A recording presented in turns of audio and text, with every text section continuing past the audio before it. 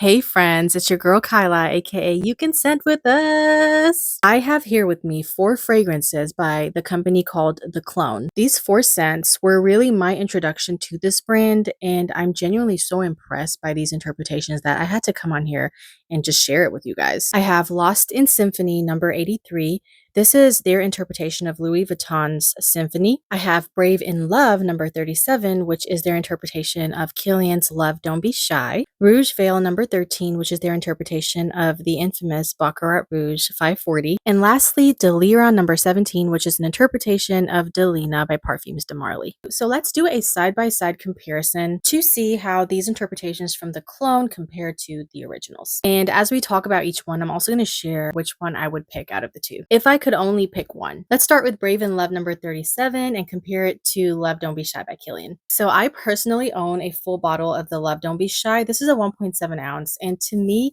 this fragrance feels like the early stages of falling in love. Like, imagine a woman spending time with a man she's infatuated with. He makes her feel safe, comfortable, and around him she can finally let her guard down. And that childlike playfulness, that goofy side of her starts to come out, and it just makes him fall in love with her even more. To me, this fragrance really captures that very moment. It's playful because of that fluffy marshmallow accord and then the powdery sugared sweetness, but it's also beautifully balanced by the neroli, the rose, the orange blossom. Those notes elevate this into something more sophisticated than your typical gourmand fragrance. It's sweet, airy, uplifting, and really wearable like all year round. So how does the Clone's Brave in Love number 37 compare? Honestly, when I first sprayed this, I was actually shook. From the opening all the way to the dry down, I can confidently say that this is about 95% similar to the OG. The differences are incredibly subtle. You really have to get your nose close to the skin to notice them. Now, to my nose, Brave in Love dries down a touch creamier, while the Love Don't Be Shy keeps a little bit more of that sparkling, airy sweetness. But we're talking about a very small difference. In fact, I was planning on buying a backup bottle of this, and I really don't have to anymore because I don't need it. I don't need it. I don't. Now, if somebody asked me which one I would choose out of the two, in this case, I would say both because I actually can. The original gives me everything I love about Love Don't Be Shy. Brave in Love gives me that same experience, but for a fraction of the price. The Clone, you guys absolutely did your thing with this one. Bravo.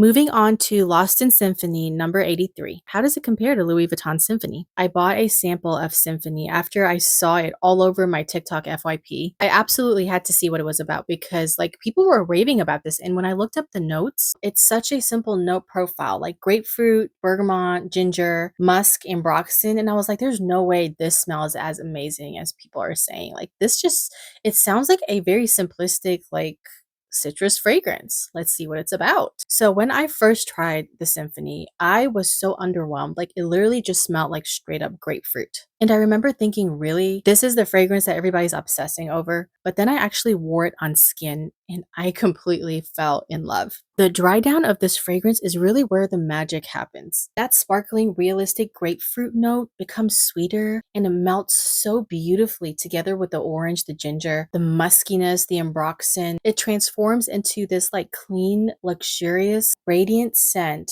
that is somehow so incredibly addictive. I honestly could not stop smelling my wrist when I tried this on. I fell head over heels in love with the fragrance. However, the price tag, honey, it is so expensive. So when I received Lost in Symphony number 83 by The Clone, I was so excited to see how it compares and was really hoping it would be as close to Symphony as possible. And you guys, I'm not even kidding. This one absolutely blew me away. I'm not even exaggerating when I say that this is about 98% identical to the OG. The only difference to my nose is that the Clone's interpretation actually projects much louder, it has better longevity, and it also has a little bit more depth. It's like they took everything I love about Symphony and turned the volume up a notch. Looking at the note breakdown, I think some of that comes from replacing the orange note with cardamom, geranium, and rosemary. Those notes are giving this fragrance a little bit more complexity without actually changing the DNA. They also added labdanum in the base of this one, so the dry down is subtly warmer. It has a resinous glow underneath the bright citrus. This smells like Symphony, but with a little bit more substance. Like it's just giving me more. It feels more complete. And honestly, I love the clone's interpretation so much. If somebody put Louis Vuitton Symphony and this one in front of me and said, you can only take one, without hesitation, I would pick the clone's Lost in Symphony. I genuinely don't feel like I need the original. This brand absolutely nailed this one. 100 out of 10. Lost in Symphony lasted 8 hours on my skin and 2 days on my clothes.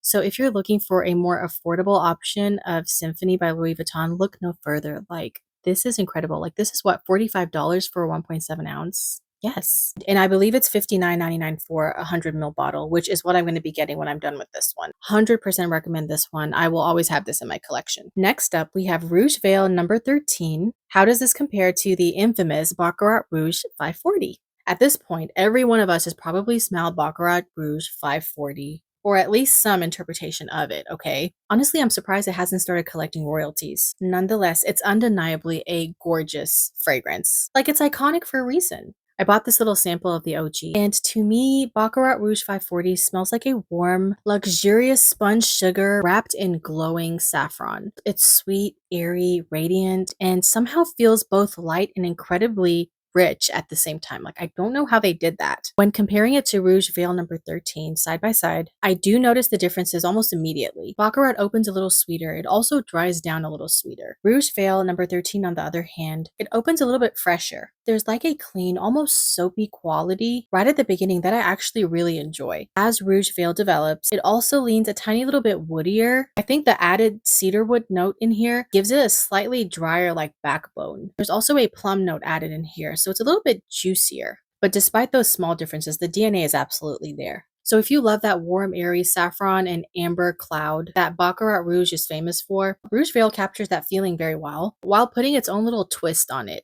Like, if Baccarat 540 was too sweet for you, or you want a little bit of a fresh twist on that DNA, you'll love this one. I'd say it's about 90% similar to the OG. And if I could only pick one, I would pick the clones version because it's just giving me something a little bit more. Like, I like that little bit of a fresh twist. I really like how they played with this DNA a little bit. Like, they just kind of tweaked it just a tiny little bit, and I love it. And lastly, we have Delira number 17. How does this one compare to Delina by Perfumes Dupes?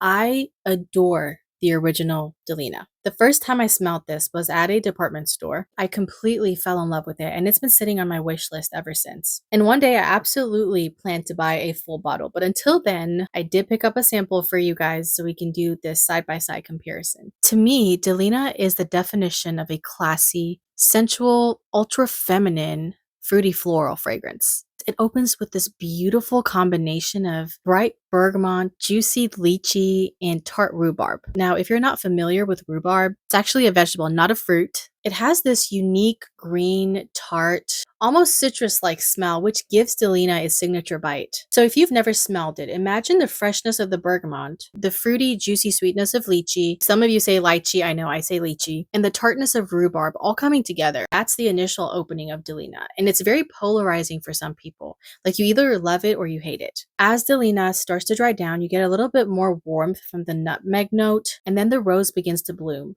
And honestly, the dry down of Delina is everything to me. Like, it's everything. And it has this transparent, skin-like, very sensual quality to it. And even several hours later, like, I can still smell the tart rhubarb. I can still smell the lychee note. Like, it's still fruity. It's still a little floral. It's still a little rosy. But then it's also clean and musky. It's so, so, so beautiful. Now let's talk about the clone's interpretation, Delira number 17. To my nose, this is where the two fragrances really start to separate. The opening of this one is immediately warmer and more full-bodied, I would say. I think it's because they put the nutmeg note in this one at the top instead of the heart like it is in Delina. So where Delina feels bright, sparkling, and tart, Delira softens those edges almost immediately. They also added vanilla and peony in this one, and I definitely pick up on those notes. The peony is adding like a soft floral sweetness, and the vanilla is adding like a creaminess to this fragrance. So this one is definitely creamier on the dry down. I would say this one's also a tiny little bit powdery. It's reminding me more of Delina Exclusive,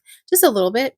So if you're looking for an exact Delina replacement, I personally don't think this quite gets there. I'd say it's about maybe 80% there. But if you ever smelt Delina and you thought to yourself, I wish this was a little softer, a little sweeter, and a little less tart, then I actually think you're really going to love Delira 17. As for me, if I had to choose between the two, I would still pick the original Delina. There's something about it on my skin that's so incredibly sexy. I love the tartness mixed with the rose and the lychee. Like, it's just the combination of everything in the OG is 10 out of 10 for me. But until I'm ready to spend the coin, I'm still going to be wearing the clone's interpretation because it is a beautiful interpretation and it scratches that itch. So yeah, that is all I have for you guys today. I hope you enjoyed the video. Catch you in the next one.